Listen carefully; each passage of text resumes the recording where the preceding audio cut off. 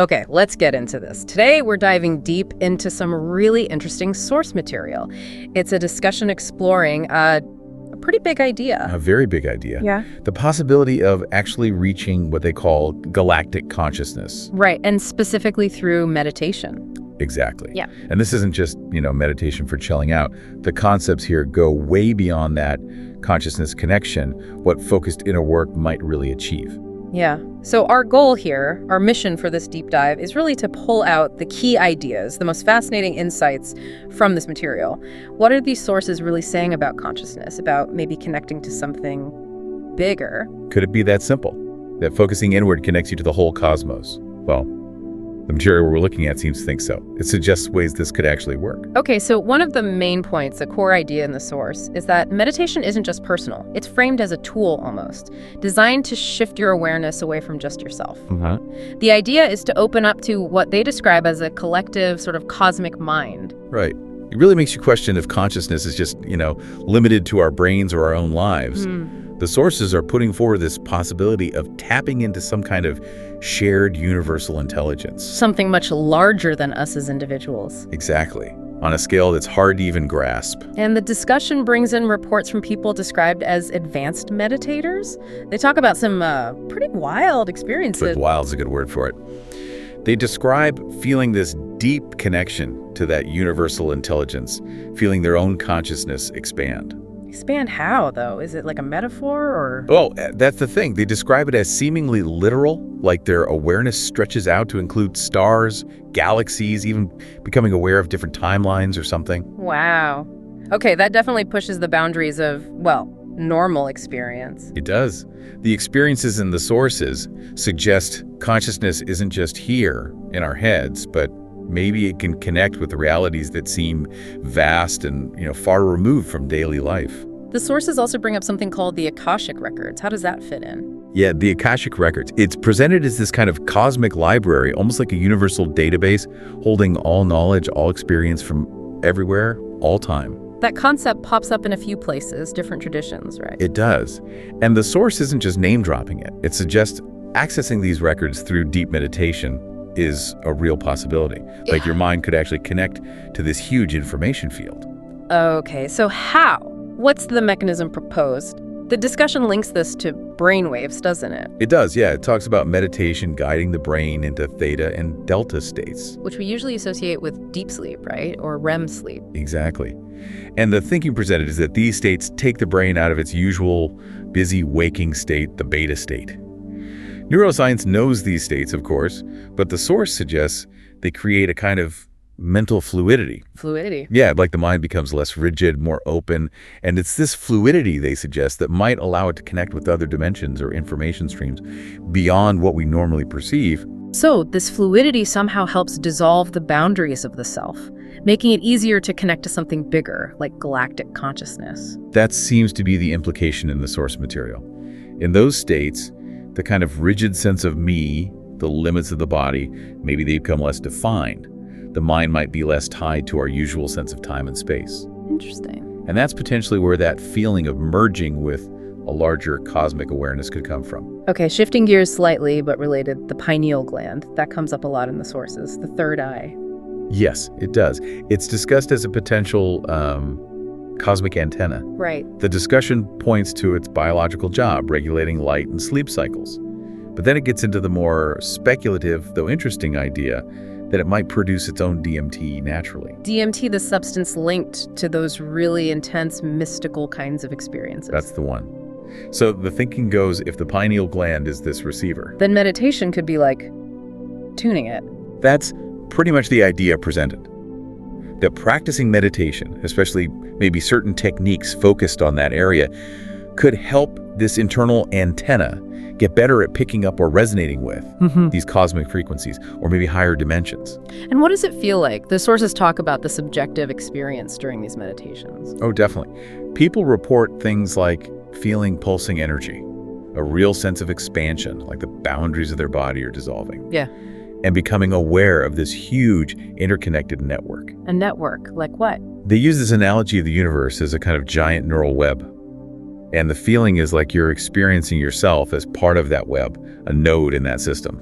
That resonates with a lot of spiritual ideas, doesn't it? The whole drop in the ocean concept. Exactly. That individual consciousness isn't separate, but just a part of this infinite ocean of awareness. And the sources suggest this isn't necessarily a new idea either. They bring in ancient civilizations, Mayans, Egyptians. Right.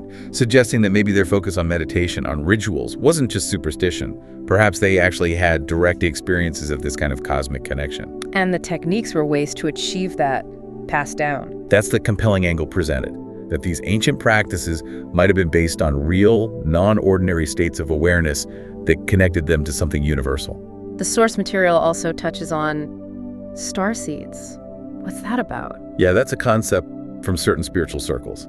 The belief is that some souls originated on other star systems, other planets. Okay. And how does that relate to meditation and galactic consciousness? Well, in the framework of this source, these starseeds are described as having a kind of mission. A mission. To help awaken this cosmic connection in the rest of humanity, to sort of catalyze that shift. So that makes meditation seem less like just a personal thing. Exactly. It positions it as potentially part of a collective evolution, a tool for humanity as a whole to reach a higher state of awareness. And the source even links this potential shift to things happening now on a larger scale. It does.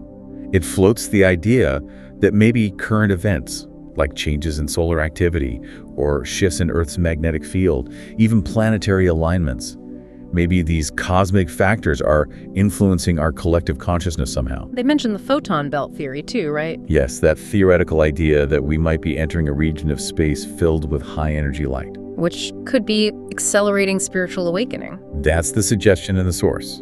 It paints this picture where big cosmic events in our inner work through meditation are kind of linked. And meditation is maybe the key to navigating or benefiting from these larger shifts. There's another concept mentioned, the cosmic heart. What is that? Yes. It's described not as your physical heart, but as an energy center, sort of beyond it. An energy center? For what? According to the source, it's the point of direct connection to universal love and wisdom. The idea is that those really profound feelings you might get in deep meditation, unconditional love, deep compassion, that sense of being connected to everything. That might be this cosmic heart opening up. That's what's suggested. It adds this really powerful emotional, energetic dimension to connecting with galactic consciousness. It's not just about seeing things or getting information, but feeling that universal connection. So pulling all these threads together, the big takeaway seems to be that through something as simple as focusing inward, like on your breath, you could potentially transcend space and time. You can touch the infinite. And the really crucial point they make, the anchor for it all, is that this infinite, this cosmic consciousness, it's not out there. It's already within you. That's the core message. Meditation, they argue, is the practice that helps you remember that, helps you access what's already present. Okay, so if someone listening is intrigued by all this, maybe wants to try meditating with this kind of intention, the source does offer some practical advice, right? It does. They suggest starting by grounding yourself first. Really feel your connection to the earth. Get centered. Exactly.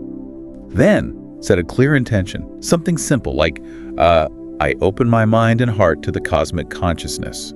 Just stating your aim. Makes sense. Then the usual meditative steps. Focus on your breath, relax your body, but then actively imagine or intend for your awareness to expand. Visualize it. Yeah, visualize it, moving beyond your body, out of the room, past the planet, out towards the stars, the galaxies.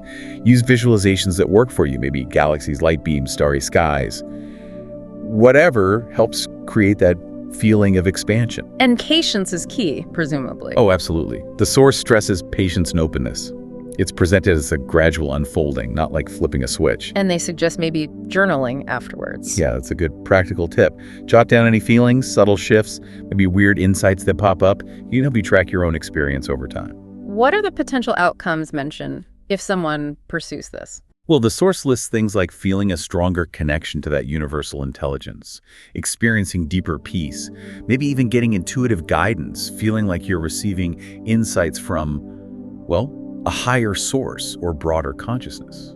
So ultimately, this source material presents meditation as this really quite beautiful and empowering pathway. A bridge, essentially. A way to reconnect with this potentially vast galactic consciousness that might, just might, already be part of who we are. It definitely shifts the perspective on meditation, doesn't it? Beyond just stress relief, towards something potentially cosmic. A tool for awareness on a much grander scale, maybe even part of a larger evolution. Well, this deep dive has certainly covered a lot of ground. Yeah. We've gone from brainwaves and glands to ancient history, starseeds, even cosmic weather reports like the photon belt idea. It's a really rich mix of concepts, all pointing towards the potential of human consciousness and its connection to the universe. A lot to think about. Definitely. We hope exploring these ideas from the source material gives you, the listener, plenty to reflect on.